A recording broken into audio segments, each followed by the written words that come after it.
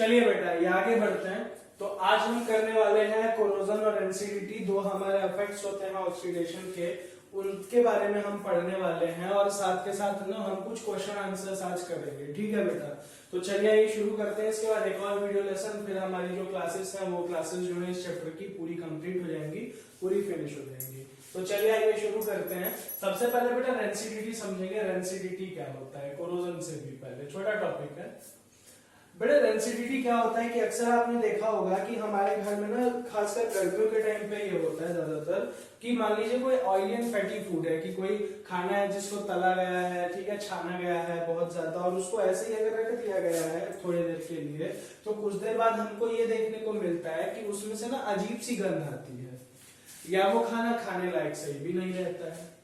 तो बेटा ये ही चीज को हम बोलते हैं rancidity. The oxidation of oils and fats of a food, किसी फूड में जो ऑयल्स एंड फैट्स होते हैं उनका ऑक्सीडाइज हो जाना, जिसकी वजह से फूड में टॉक्सिक इफेक्ट्स आ जाते हैं और फूड जैसे कि बैड स्मेल आना, बैड टेस्ट आना, और फूड खाने लायक नहीं रहता है। इसी चीज को हम बोलते हैं रेंसिडिटी। ठीक है बेटा, तो रेंसिडिटी क्या होगा?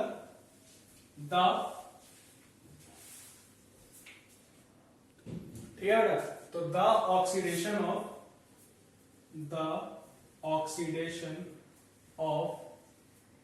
Oils and fats of a food due to which it get toxic effects like bad smell, taste, and food become unfit to eat. ठीक है बेटा, is called रेंसिडिटी। चलिए आइए, अब सवाल यह कि भैया जो रेंसिडिटी होती है तो रेंसिडिटी को हम प्रिवेंट कैसे कर सकते हैं, है ना?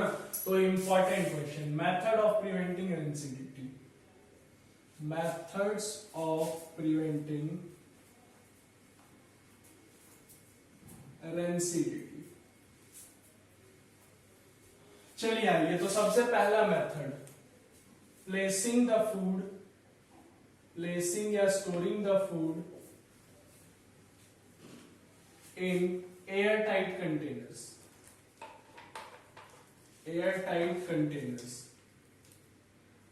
बेटा अगर आप फूड को एक एयरटाइट कंटेनर में रखेंगे, एक ऐसे कंटेनर में रखेंगे जो कि ये मेक श्योर करता हो कि उस कंटेनर के अंदर हवा नहीं आ सकती है या बहुत कम हवा आ सकती है, तो आपके फूड के खराब होने के चांसेस बहुत ही कम होंगे। सेकंड, जो कि हम अपने घर में ऑफनली करते हैं, रेफ्रिजरेशन, यानी कि खाने को फ्रिज में रखना। देखिए रेफ्रिजरेशन से क्या फायदा होता है समझिएगा, कि जब आप फूड को रेफ्रिजरेट करते हैं तो रेफ्रिजरेट करने की वजह से जो आपका फूड है, फूड का टेम्परेचर डिक्रीज हो जाता है, क्योंकि फूड ठंडा हो जाता है, फूड का टेम्परेचर डिक्रीज हो जाता है। और बड़े टेम्परेचर डिक्रीज होने की वजह से, ये केमिस्ट्री का बहुत बड़ा लॉ है कि टेम्परेचर डिक्रीज होने की वजह से रिएक्शन जो होते हैं वो स्लो हो जाते हैं।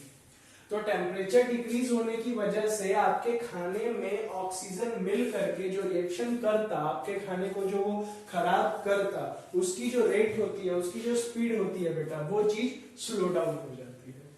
ठीक है, थर्ड चीज जो हम कर सकते हैं वो हम कर सकते हैं नाइट्रोजन पैकिंग। नाइट्रोजन पैकिंग क्या होती है? जैसे आपने कभी लेस चिप्स खाए होंगे तो आपने देखा होगा कि लेस चिप्स के अंदर चिप्स बहुत कम निकलते हैं, या किसी भी चिप्स के अंदर, लेस का ही नाम बदनाम नहीं करूंगा मैं, किसी भी चिप्स के अंदर या नमकीन के अंदर या पैक्ड स्टफ के अंदर आपने देखा होगा कि अगर आप पैकेट को लेते हैं तो वो बहुत फूला हुआ रहता है। बचपन में मैं ये सोचता था कि भाई साहब जितना फूला हुआ पैकेट ना उतना ज्यादा माल, ठीक है, बट खोलने पे पता चलता था कि हवा भरी हुई है। तो थोड़ा बड़ा हुआ तो पता लगा कि वो हवा नहीं होती थी, वो होती थी नाइट्रोजन गैस। क्या करते हैं बेटा कि जो ऑयली एंड फैटी फूड्स होते हैं जैसे हमारे चिप्स हो गए, तो उनको क्या करते हैं, उनको पैक करते टाइम के उनके अंदर की हवा को रिप्लेस कर देते हैं नाइट्रोजन से। अब नाइट्रोजन जो होती है ना बेटा, नाइट्रोजन गैस का मतलब होता है N2 गैस, ध्यान रखिएगा। ये एक इनर्ट गैस है, ये कुछ भी नहीं करती है, ठीक। अच्छा, फोर्थ चीज जो हम कर सकते हैं वो हम कर सकते हैं वैक्यूम पैकिंग। वैक्यूम पैकिंग जब हम करेंगे तो बेटा वैक्यूम पैकिंग करने से क्या होगा, वैक्यूम पैकिंग करने की वजह से जो हमारा फूड स्टफ है, वैक्यूम पैकिंग करने की वजह से, वैक्यूम का मतलब होता है बेटा एक ऐसी जगह जहां पे कि कुछ ना हो, कोई एयर नहीं, कोई मटेरियल नहीं, कोई पार्टिकल्स नहीं हो, तो वैक्यूम पैकिंग करते हैं काफी हाई ग्रेड फूड के लिए, काफी महंगे फूड के लिए, अच्छे खासे फूड के लिए, ठीक है, जिनकी कॉस्ट भी ज्यादा होती है क्योंकि ये बहुत ही खर्चीला प्रोसेस होता है।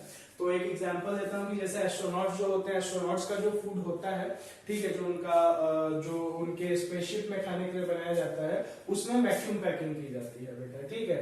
तो ये हमारे कुछ मेथड्स हैं, फूड को एयरटाइट कंटेनर में रखना, रेफ्रिजरेशन करना, नाइट्रोजन पैकिंग करना, वैक्यूम पैकिंग करना, इन सारी चीजों की मदद से हम क्या कर सकते हैं बेटा कि जो रेंसिडिटी होती है, रेंसिडिटी को हम प्रिवेंट कर सकते हैं, ठीक है। अब रेंसिडिटी खत्म हो गई, अब इसके अलावा कोरोजन हमारा टॉपिक बचा है। तो मैं आपको बता दूं कि कोरोजन जो है हमारा चैप्टर नंबर 3 में दोबारा घूम के आएगा, हमें इसी फर्स्ट सेमेस्टर में ही पढ़ना होता है वो चैप्टर। तो चैप्टर नंबर 3 में हम कोरोजन को और डिटेल में पढ़ेंगे। फिलहाल के लिए कोरोजन क्या होता है बहुत छोटे में मैं आपको ये समझाऊंगा और कोरोजन के कुछ रिएक्शंस बताऊंगा, ठीक है, एक दो एग्जांपल के थ्रू समझाऊंगा आपको, और उसके अलावा कुछ इफेक्ट्स देखेंगे कोरोजन के कि क्या इफेक्ट्स होते हैं, और इसके साथ साथ उनको हम दूर कैसे कर सकते हैं, कोरोजन को प्रिवेंट कैसे कर सकते हैं, ये देखेंगे, ठीक है। ये देख के इस वीडियो लेसन को यहीं पे फिनिश करेंगे, बहुत सिंपल वीडियो लेसन होगा ये, ठीक है। अगले वीडियो लेसन में सिर्फ और सिर्फ क्वेश्चन आंसर्स होंगे, ये इतने टॉपिक से रिलेटेड क्वेश्चन आंसर्स होंगे, पूरे क्वेश्चन आंसर्स। फिर एक लास्ट वीडियो लेसन बनेगा जिसके अंदर की हम सिर्फ और सिर्फ बैलेंसिंग पढ़ेंगे, पूरी बैलेंसिंग होगी, तो लंबी वीडियो लेसन भी होगी, वो हो सकती है, बट उसमें सिर्फ हम बैलेंसिंग करेंगे, ठीक है। तो चलिए आइए देख लीजिए, आप इसे ध्यान से नोट कर लीजिए। आगे बढ़ते हैं, तो अब बात करते हैं कोरोजन की। देखिए कोरोजन का क्या मतलब है, ध्यान से समझेंगे कि कोरोजन का मतलब होता है किसी मेटल के साथ, ठीक है, किसी मेटल के साथ ऑक्सीजन का रिएक्शन करना, ऑक्सीडाइज करना किसी मेटल को। जैसे इस बात को ऐसा समझते हैं कि मान लीजिए कि क्या हुआ कि एक बार की बात बताता हूँ आपको कि एक बार मेरा घर बना, तो घर बनाते टाइम पे सीधी सी बात है काफी सारा लोहे का जो सरिया जिसको हम बोलते हैं वो यूज होता है। तो घर बना जब, तो वो सरिया लेके आए हम और जो भी काम था वो सब हमने किया, और उसके बाद थोड़ा बहुत बचा तो पापा ने बोला कि इसे छत पे रख दो। तो मैंने क्या किया कि उस सरिये को सिंपली छत पे रख दिया, ये रहा वो सरिया जिसको मैंने छत पे रखा था। अब बेटा उस सरिये को जब मैंने छत पे रखा, उस आयरन रॉड को, वो लोहा जो था, जब उसको मैंने छत पे रखा तो वो बेचारा मुझसे दूर चला गया, अकेला था कुछ दिन।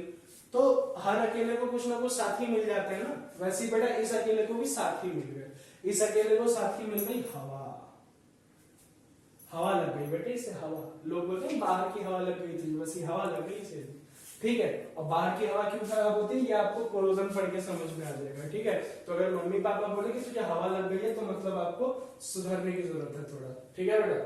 तो चलिए आगे, तो बेटे मेरा ये जो लोहा था इसको अकेलेपन को एक साथी मिल गया जिसका नाम था एयर। अब बेटा मुद्दे की बात पे आता हूं कि ये जो एयर था ना ये अकेला नहीं था, इस एयर के भी कई सारे साथी थे, ठीक है। ये एयर में भी कई सारे लोग थे, एयर एक पूरा ग्रुप था जो कि मेरे इस लोहे को मिल गया।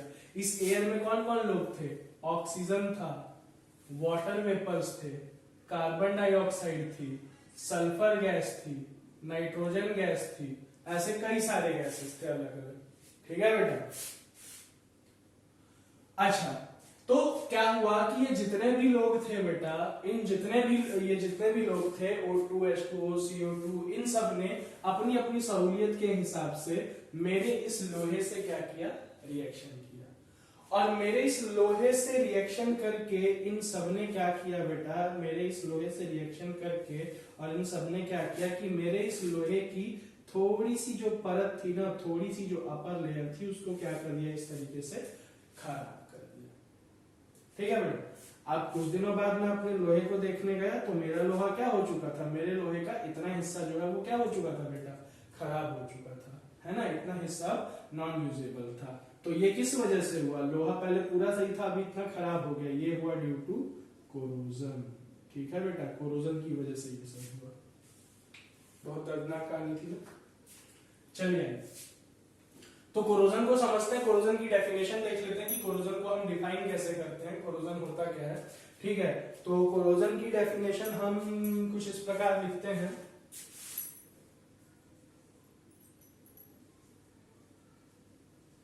कि the damaging of a metal due to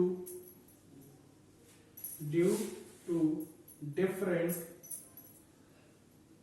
components of air, the damaging of a metal due to different components of air for making their compounds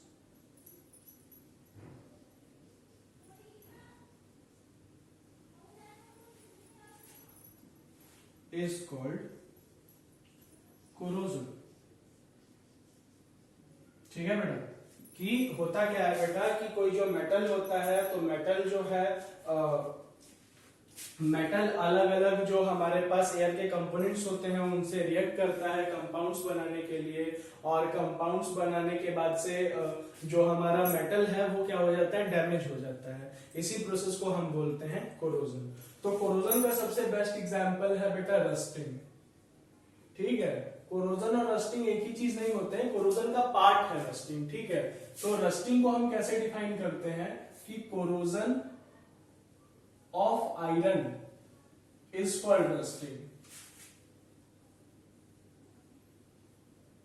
कि जब आयरन कोरोड हो जाता है तो इसी चीज को हम बोलते हैं क्या, रस्टिंग, की आयरन में रस्टिंग लग गई है। तो इसका रिएक्शन क्या होता है, देखिए कि आयरन सॉलिड था, इसको XH2O मिला, कुछ अमाउंट H2O मिला, ठीक है, कुछ अमाउंट ऑफ O2 मिला, और ये बन गया Fe2O3.XH2O, जिसको हम बोलते हैं हाइड्रेटेड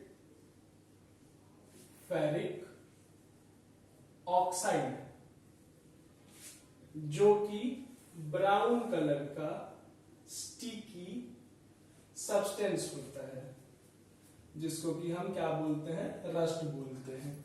ठीक है बेटा, चलिए ठीक इसी तरीके से कॉपर जो होता है, कॉपर में कोरोजन लगता है, कॉपर है हमारा, तो कॉपर क्या करता है कि कॉपर हवा में मौजूद कार्बन डाइऑक्साइड से, ऑक्सीजन से और वाटर से रिएक्ट करता है और बेसिक कॉपर कार्बोनेट बना लेता है। ठीक है, ये पूरा एक ही फॉर्मूला है, ये बीच में डॉट है, मतलब ये दोनों जुड़े हुए हैं, इसको हम बोलते हैं बेसिक कॉपर कार्बोनेट। और बेसिक कॉपर कार्बोनेट कैसे कलर का होता है ये बेटा, ग्रीन कलर का होता है, ध्यान रखेंगे। अच्छा, इसके अलावा एक और है, जैसे सिल्वर है, आपने देखा होगा सिल्वर की चीजें होती हैं वो टाइम के साथ साथ काफी ज्यादा ब्लैक हो जाती है, लगता भी नहीं है, पता भी नहीं चलता कि सिल्वर है कि नहीं। तो सिल्वर जो है वो हाइड्रोजन सल्फाइड होता है एयर में, ठीक है, तो उससे रिएक्ट करता है हाइड्रोजन सल्फाइड गैस से, और ये बना लेता है सिल्वर सल्फाइड, और हाइड्रोजन गैस जो है वो एज इट इज रह जाती है। तो ये जो सिल्वर सल्फाइड होता है ये हमारा होता है ब्लैक कलर का। ठीक है, नाम लिख देता हूं सिल्वर सल्फाइड। अच्छा, अब सवाल ये उठता है कि भैया कोरोजन के नुकसान क्या क्या है। तो बेटा कोरोजन के नुकसान सुनिए, कोरोजन के क्या क्या नुकसान है। सबसे पहला नुकसान कि बेटा कई सारे जो बिल्डिंग्स होते हैं, कई सारे बिल्डिंग्स होते हैं, स्ट्रक्चर्स होते हैं, इन सबको बनाने में क्या यूज किया जाता है, इन सबको बनाने में मेटल्स का यूज किया जाता है। ठीक है, टाइम के साथ साथ ये मेटल कोरोड होता रहता है, तो बिल्डिंग जो है, बिल्डिंग का ढांचा बनाने में जो मेटल लगा है, तो बेटा क्या हो रहा है, बिल्डिंग भी धीरे धीरे वीक हो रही है, स्ट्रक्चर भी धीरे धीरे वीक हो रहा है, जिसकी वजह से कि नुकसान हो सकता है। बिल्डिंग कोलैप्स हो जाती है, बिल्डिंग के कोलैप्स होने से, स्ट्रक्चर्स के कोलैप्स होने से जान और माल का भारी नुकसान होता है। ठीक है, लोगों की जाने जाती हैं, काफी सारा इकोनॉमिकल थ्रेट होता है, इकोनॉमिकल प्रॉब्लम्स होती हैं, ठीक है, तो ये सारे इश्यूज हैं। तो अब सवाल ये उठता है कि हम कोरोजन को रिमूव कैसे कर सकते हैं, ठीक है, तो methods of preventing corrosion, prevent कैसे कर सकते हैं इसको। तो कोरोजन को प्रिवेंट करने के कई सारे तरीके हैं। सबसे पहला और सबसे सिंपल काम हम कर सकते हैं पेंटिंग। कॉपी पे नहीं करनी है आपने। तो पेंटिंग से क्या होगा, समझिएगा बात को, कि मान लीजिए हमारे पास कोई मेटल है, मेटल को हमने क्या कर दिया, पेंट कर दिया। तो पेंट करने से क्या किया बेटा हमने, कि जो हमारा मेटल था और जो हमारे पास क्या कहते हैं एयर है, हमने दोनों के बीच में क्या कर दिया, एक रेजिस्टेंस जनरेट कर दिया, एक लेयर बना दी, एक सेफ्टी लेयर बना दी। तो जो एयर है, एयर उस सेफ्टी लेयर को क्रॉस करके मेटल को तक आने में और उसको डैमेज करने में टाइम लेगा थोड़ा, तो उतने टाइम के लिए हमारा मेटल सेफ रहेगा। सेकेंड चीज की, मान लीजिए आपके पास दो मेटेलिक पार्ट्स हैं किसी मशीन के या किसी भी चीज के, जिनमें की फ्रिक्शन होता है, तो उसकी वजह से भी कोरोजन होता है, ठीक है, उनमें। तो हम क्या कर सकते हैं, उनकी ऑयलिंग एंड ग्रीसिंग कर सकते हैं।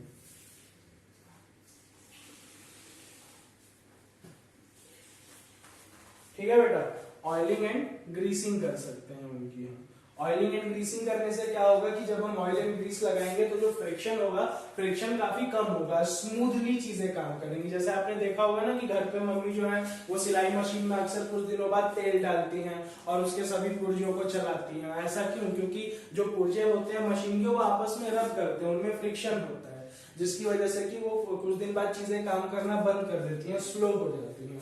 तो ऐसा ना हो इस वजह से मम्मी ऐसा करती है, ठीक। अच्छा, एक और चीज जो कि हम कर सकते हैं वो है गैल्वेनाइजेशन।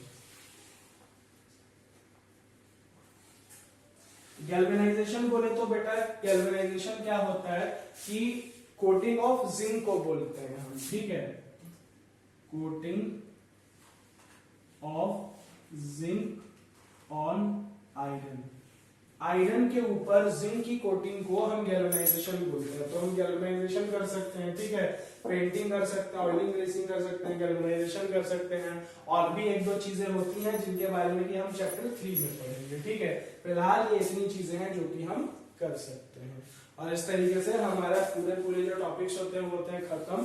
अब एक ही बड़ा टॉपिक बचा है बैलेंसिंग, और उसके अलावा हमारे बचे हैं क्वेश्चन आंसर्स, ठीक है बेटा। तो जो बैलेंसिंग है बेटा, बैलेंसिंग हम करेंगे, बट बैलेंसिंग से पहले हम अगली क्लास में क्वेश्चन आंसर्स करेंगे। जो इतने टॉपिक से रिलेटेड हमारे क्वेश्चन आंसर्स हैं वो सारे क्वेश्चन आंसर्स करेंगे हम, ठीक है। तो चलिए मिलते हैं हम अगली क्लास में, फिर तब तक के लिए जय हिंद।